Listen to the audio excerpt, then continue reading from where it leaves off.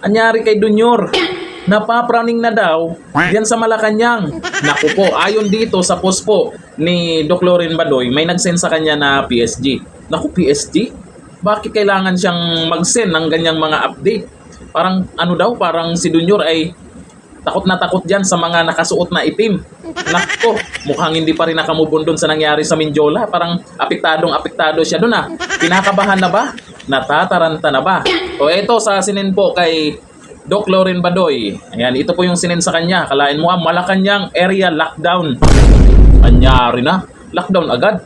PSG informed that there will be a lockdown of the Malacanang area starting tomorrow. Nung nakaraan po yan, sinin sa kanya. September 27, Saturday to September 28, Sunday. As there are reports of rallies who will troop to Malacanang. Anong petsa na ngayon? Wala naman. Tapos may pa-lockdown pa sila dyan. To ensure the security of all, please bring your government issue ID so as to be able to pass through the GP Laurel Gate checkpoint beside Max. Starting this afternoon, the Mindiola Gate and Solano Gate are totally closed. For your safety, please refrain from wearing black t-shirts or polos, blouses. Parang takot na takot sa itim. Paano naman pag may gustong magsuot ng itim dyan? Kasi daw, ang mga nagrarally ay nakaitim. Baka naman kasi ang tingin ng iba dyan na ang itim ng kaluluwa nyo. Kaya kulay itim ang sinusuot nila bilang protesta. May mga nagtatanong tungkol dito. Normal pa ba ito? Wala namang nangyaring malaki ang rally. Tapos, lockdown? Baka naman may ibang ginagawa dyan.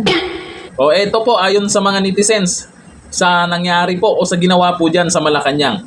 Sabi ni Dayan Erica, kahit sa panaginip nila may nagrarally. Baka naman napanaginipan siguro niya.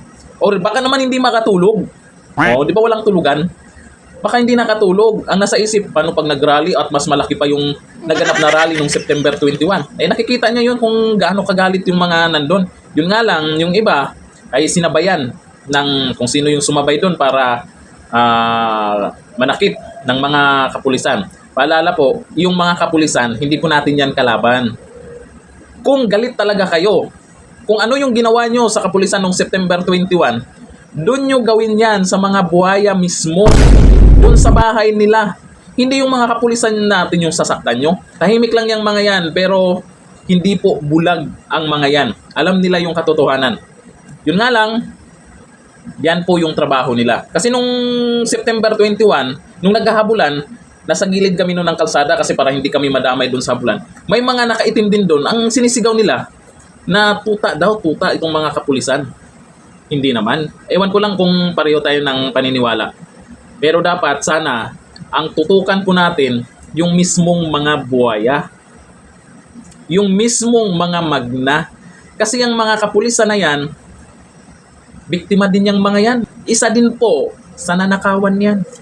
Ito naman kasing mga sumabay sa kaguluhan, alam natin kung sino-sino yan. O tingnan nyo yung mga nahuli. O sino yung pumunta doon. Sino yung mga nagdala ng abogado doon. Sino yung mga party list na nandun. Alam na this. Sabi ni Heidi, lockdown para ialis ang mga basura. Wala na nilipat sa ibang location. Aba, teka.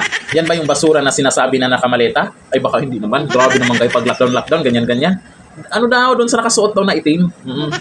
Sabi ni Christine Ebert de la Cruz, matapos na ang Sunday, asa na ang rally? Yun nga may pa-lockdown pa kayong nalalaman pero tingnan nyo naman, wala naman. Tsaka kung may malaking rally na pupunta sa lugar na yan, malayo pa lang, alam na, malalaman nyo na yan. Mayroon nga kayong bilyon-bilyon na confidential fund, tapos takot na takot kayo sa rally na yan. Kung yung magra-rally ay bilang na bilang lang, hindi makakapasok sa Malacanang yan. Marami nga yung September 21 nakapasok ba? Hindi, di ba? Totoo ba tong post nila Doc Lorraine na ang sabi, napapraning na si Junior? Sabihin na naman ng iba dyan, dahil sa pulburon. Grabe naman kayo. Hindi nagpupulburon yan. Takot lang magpa-test yan. Hanggang dito na lang. Thank you. Bye-bye.